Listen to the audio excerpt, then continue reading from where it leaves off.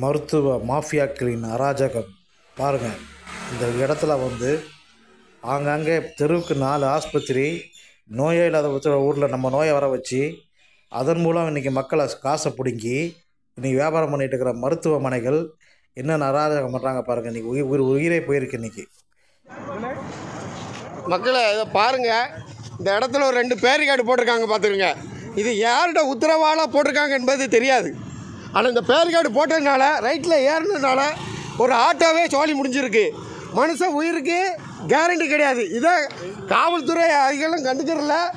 இங்கே மட்டும் இல்லை, ஐடிஐயில் மட்டும் போட்டிருக்குது. இது பல இடங்களில் போடப்பட்டிருக்கு பார்த்துக்கங்க. இங்கே ஒன்று இப்போ ஆக்சிடென்ட் ஆனோடனே இந்த பேரிகார்டு எல்லாத்தையுமே திசை திருப்பி இருக்கிறாங்க. தயவுசெய்து இந்த மக்கள் எல்லாருமே கேள்வி கேட்க வேண்டியது வரும் பார்த்துருங்க. இதை நான் ஒரு பதிவாகவே விடுறோம். இதை நாங்கள் சும்மா விட மாட்டோம். ஒரு வாகனமே நாசமாக இருக்குது பார்த்துக்கிடுங்க. ரைட் சைடில் ஒரு பிஜி ஹாஸ்பிட்டல் தன்னுடைய நிர்வாகத்தை செயல்படுத்துறதுக்காக இந்த பேரிகார்டை போட்டு ஒரு ஆக்சிடெண்ட்டே ஏற்பட்டுருக்கா.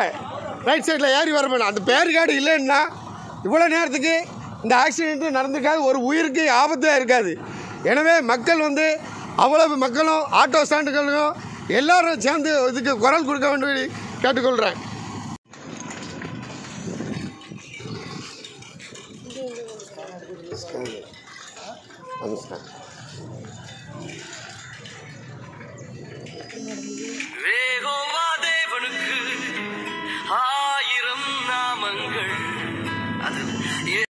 நடந்த ஒரு மோசமான ஒரு சம்பவம். ஒரு பேரிகார்டு போட்டதுனால வந்தவன ஒரு பேரிகார்டு பிஜி நிர்வாகம் பண்ணினதுனால ஒரு ஆட்டோக்காரருக்கு ஒரு மோசமான நிலைமையில் இருக்கிற அளவுக்கு ஆயிடுச்சு பார்த்துங்க.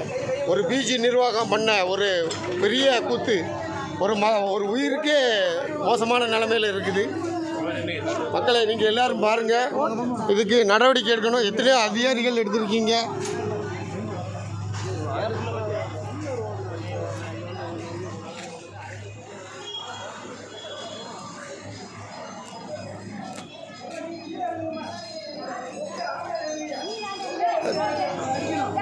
போட்டு ஏறு